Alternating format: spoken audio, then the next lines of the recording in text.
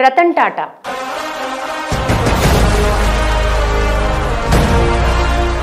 శ్రీరాముడిని శ్రీకృష్ణుణ్ణి కలగలిపిన సిద్ధాంతం, ప్రపంచ వ్యాపార రంగానికి వేదాంతి, మానవత్వానికి కేర్ ఆఫ్ అడ్రస్, పరిపూర్ణ మానవుడు అనే పదానికి ఉదాహరణ, దేవుడి రూపంలో ఉన్న దైవ స్వరూపం.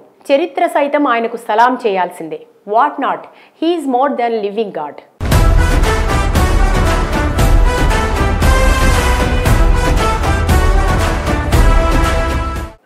ఆయన జన్మ దేశ ఖ్యాతి, దేశ ఔన్నత్యాన్ని ప్రపంచ పటంలో పెట్టడం కోసం పుట్టారా అనిపిస్తుంది.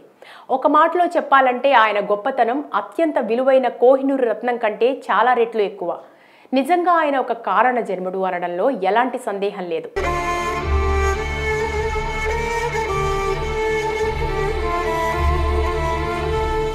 ప్రపంచ కుబేరుడిగా నెంబర్ 1 స్థాయిలో ఉండాల్సిన వ్యక్తి. కానీ ఆయన అవన్నీ వద్దనుకున్నారు.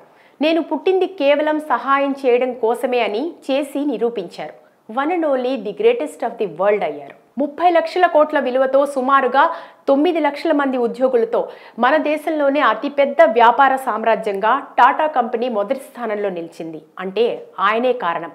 అది ఆయనకి మాత్రమే సాధ్యం. ఇంత పెద్ద కంపెనీని విజయవంతంగా నడిపిస్తున్న ఏకైక రియల్ హీరో రతన్ టాటా.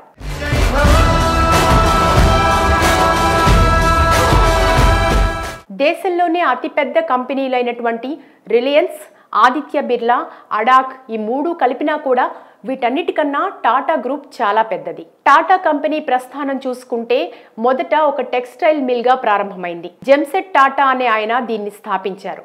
అలా 1868లో మొదలైన ఈ కంపెనీ తరతరాలుగా చేతులు మారుతూ వచ్చింది. అసలు మన దేశంలో మొట్టమొదటిసారిగా ఎయిర్లైన్స్ కంపెనీని స్టార్ట్ చేసింది టాటాలే. ఇప్పుడు ఎయిర్ ఇండియాగా చెప్పుకుంటున్నా మొదట టాటాగా ఉండేది, కానీ 2వ ప్రపంచ యుద్ధం తర్వాత అది ప్రభుత్వం చేతిలోకి వెళ్ళిపోయింది. తిరిగి 2022లో ఎయిర్ ఇండియాని టాటా గ్రూప్ చేజిక్కించుకుంది. ఇదొక్కటే కాదు, ఆసియాలోనే మొట్టమొదటి స్టీల్ కంపెనీ, అలాగే మన దేశంలోని మొట్టమొదటి హోటల్ అయినటువంటి తాజ్ హోటల్ని స్థాపించింది కూడా టాటాలే.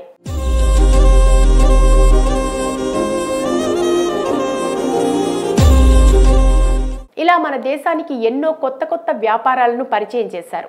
దేశ నిర్మాణం మరియు అభివృద్ధిలో టాటాల పాత్ర ఎంతగానో ఉంది. వీళ్ళందరిలో మనం ముఖ్యంగా చెప్పుకోవాల్సింది రతన్ టాటా గారి గురించి. రతన్ టాటా జీవితంలో జరిగిన సంఘటనలు, ఆసక్తికర విషయాలను పీటర్ కేసే అనే రచయిత the story of Tata 1868 to 2021 అనే పుస్తకం రూపంలో తీసుకొచ్చారు. రతన్ టాటా గారు డిసెంబర్ 28, 1937 సంవత్సరంలో దేశంలోనే అత్యంత ధనిక కుటుంబంలో జన్మించారు. ఈయనకి 10 ఏళ్ల వయసు ఉన్నప్పుడు తల్లిదండ్రులిద్దరూ విడిపోవడంతో వాళ్ళ నానమ్మ దగ్గర పెరిగారు. టాటా గారికి భౌతిక శాస్త్రంపై ఎక్కువ ఆసక్తి ఉండేది. ఫిజిక్స్లో ఎంతో కఠినమైన ప్రశ్నలైనా అడిగేందుకు అవకాశం ఉంటుందని, రసాయన శాస్త్రంలో ఆ సౌలభ్యం ఉండదని ఆయన అభిప్రాయం. చదువుకునే రోజుల్లో బహిరంగంగా మాట్లాడాలంటే రతన్ టాటా భయపడేవారట. స్కూల్లో జరిగే చర్చా కార్యక్రమాలు, సాంస్కృతిక కార్యక్రమాల్లో ఆయన ఎప్పుడూ పాల్గొనలేదు. ఒకానొక సమయంలో అసలు తాను గ్రాడ్యుయేషన్ పూర్తి చేస్తానా అని కూడా అనుమానపడ్డారట. ఆ తర్వాత అమెరికాలోని కార్నెల్ యూనివర్సిటీలో ఇంజనీరింగ్ పూర్తి చేశారు. వెంటనే IBM కంపెనీలో ఉద్యోగం వచ్చింది. కానీ JRD టాటా రతన్ టాటాని ఇండియాకి వచ్చి టాటా స్టీల్స్లో చేరమని సలహా ఇవ్వడంతో అమెరికా నుండి ఇండియాకి వచ్చి జంషెడ్పూర్ టాటా స్టీల్ ప్లాంట్లో అప్రెంటిస్గా తన ప్రస్థానాన్ని మొదలుపెట్టారు. రతన్ టాటా నేరుగా ఉన్నత పదవులను చేపట్టలేదు. JRD టాటా ఆదేశాల మేరకు 1962లో కంపెనీలో చేరారు. తొలి 2 ఏళ్లు కంపెనీ విభాగాల్లో కింది స్థాయి ఉద్యోగిగా పనిచేశారు. రతన్ టాటా నేరుగా ఉన్నత పదవులను చేపట్టలేదు. JRD టాటా ఆదేశాల మేరకు 1962లో కంపెనీలో చేరారు. తొలి 2 ఏళ్లు కంపెనీ విభాగాల్లో కింది స్థాయి ఉద్యోగిగా పనిచేశారు. మొదటి 6 నెలలు Tata engineering and locomotive company టెల్కోలో, అనంతరం Tata iron and steel company limited టిస్కోలో ఉన్నారు. అక్కడ సున్నపు రాయిని ఎత్తడం, బ్లాస్ట్ ఫర్నెస్ చూసుకోవడం వంటి క్షేత్రస్థాయి పనులను కూడా చేశారు. అక్కడి ఆయన పనితీరును మెచ్చి ఇంజనీర్ విభాగానికి బదిలీ చేశారు. అనంతరం టిస్కో CEOకి సాంకేతిక సహాయకుడిగా నియమితులయ్యారు. రతన్ పనితీరుపై JRDకి సానుకూల నివేదికలు అందడంతో నష్టాల్లో ఉన్న నెల్కో, సెంట్రల్ ఇండియా టెక్స్టైల్స్ బాధ్యతలు అప్పగించారు. బహుశా తనని రాటుదేల్చడానికే JRD ఆ బాధ్యతల్ని తనకు అప్పగించి ఉంటారని రతన్ అంటున్నారు. టెక్స్టైల్స్ బిజినెస్ కొన్నేళ్లలోనే లాభాల బాట పట్టించారు. కానీ నెల్కోలో మాత్రం ఆశించిన ఫలితాలు సాధించలేకపోయారు. ఈ సంస్థ మార్కెట్ వాటాను 2% నుంచి 25%కి పెంచగలిగారు. బహుశా సైద్ధాంతిక ఎంపిక ఉంటే భారతదేశ ప్రజల అభ్యున్నతికి ఇంకా ఏదైనా చేయాలనుకుంటున్నాను. డబ్బు సంపాదించాలని కాదు, కానీ అది లేని చోట సంతోషాన్ని సృష్టించాలని చూడాలనే బలమైన కోరిక నాకు ఉంది అంటున్నారు. తర్వాత 1991లో జేఆర్డీ టాటా రతన్ టాటాని టాటా గ్రూప్ చైర్మన్గా నియమించారు. అప్పట్లో చాలా మంది బోర్డ్ ఆఫ్ మెంబర్స్ ఈ నిర్ణయాన్ని తప్పుపట్టారు. ఎటువంటి అనుభవం లేని రతన్ టాటా చేతిలో ఇన్ని కోట్ల రూపాయల వ్యాపారాన్ని పెట్టడాన్ని వ్యతిరేకించారు. కానీ వాళ్ళందరి అభిప్రాయాలు తప్పని నిరూపించారు రతన్ టాటా. ఈయన హయాంలో టాటా గ్రూప్ పరుగులు తీసింది. 10,000 కోట్ల రూపాయలుగా ఉండవలసిన వ్యాపారాన్ని 30 లక్షల కోట్లకు చేర్చారు. టాటా గారి ప్రయాణంలో ఎన్నో అవరోధాలను, అవమానాలను ఎదుర్కొన్నారు. దానికి ఒక ఉదాహరణ చెప్పుకుందాం. 1998లో టాటా ఇండికా కార్లను ప్రవేశపెట్టారు. ఆ కార్లు మొదట సంవత్సరం ఫెయిల్ అయ్యాయి. దాంతో అందరూ టాటా ఇండికాను అమ్మేయాలని సలహా ఇచ్చారు. దానికి టాటా కూడా ఒప్పుకొని ఇండికా కార్ల వ్యాపారాన్ని అమ్మడం కోసం అమెరికాలోని ఫోర్డ్ కంపెనీ, టాటా మరియు ఆయన టీం వెళ్లారు. అయితే ఆ మీటింగ్లో ఫోర్డ్ కంపెనీ చైర్మన్ రతన్ టాటాతో మీకు కార్లు ఎలా తయారు చేయాలో తెలియనప్పుడు కార్ల బిజినెస్ ఎందుకు స్టార్ట్ చేశారు అని టాటాను మరియు ఆయన టీంని అవమానపరిచారు.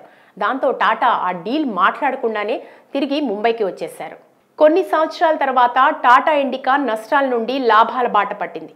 అదే సమయంలో ఫోర్డ్ కంపెనీకి చెందిన లగ్జరీ కార్లు జాగ్వార్, ల్యాండ్ రోవర్ కంపెనీలు భారీగా నష్టాల్లోకి వెళ్లిపోయాయి. ఆ సమయంలో రతన్ టాటా ఫోర్డ్ కంపెనీకి జాగ్వార్, ల్యాండ్ రోవర్ 2 కంపెనీలను తను కొంటానని ఆఫర్ చేశారు. ఈసారి ఫోర్డ్ కంపెనీకి చెందిన టీం అమెరికా నుండి ముంబైకి చేరుకుని టాటాను కలుసుకుంది. అలా నష్టాల్లో ఉన్న జాగ్వార్, ల్యాండ్ రోవర్లను 9,300 కోట్ల రూపాయలకు టేక్ ఓవర్ చేసి ఆ రెండింటినీ మళ్లీ లాభాల బాట పట్టించాడు. ఈ విధంగా ఎవరైతే తనను అవమానించి తక్కువగా చూశారో వాళ్లనే తన దగ్గరికి వచ్చేలా చేసుకున్నారు రతన్ టాటా గారు. ఇదొక్కటే కాదు, యూరోప్కి చెందిన కోరస్ అనే స్టీల్ కంపెనీని కొనుగోలు చేశారు. అలాగే ఇంగ్లాండ్కి చెందిన టెట్లీ టీ కంపెనీని కొని టాటా టీలో కలపడంతో ప్రపంచంలోనే 2వ అతిపెద్ద టీ కంపెనీగా టాటా టీ ఎదిగింది. ఇదే కాదు, ఇతర దేశాలకు చెందిన 22కు పైగా అంతర్జాతీయ కంపెనీలను టాటా గ్రూప్లో కలుపుకొని టాటాని ఒక అంతర్జాతీయ బ్రాండ్గా మార్చారు రతన్ టాటా. టాటాలు ఎప్పుడూ ఇండియాని ఒక ఎకనామిక్ సూపర్ పవర్ అవ్వాలని కోరుకోలేదు. భారతదేశం ఒక ఆనందకరమైన దేశంగా ఎదగాలని అనుకున్నారు. అందుకే వాళ్ళు పేద, మధ్యతరగతుల వాళ్ళ కోసమే ఎక్కువగా కృషి చేస్తారు. అందుకు ఉదాహరణే టాటా నానో కార్.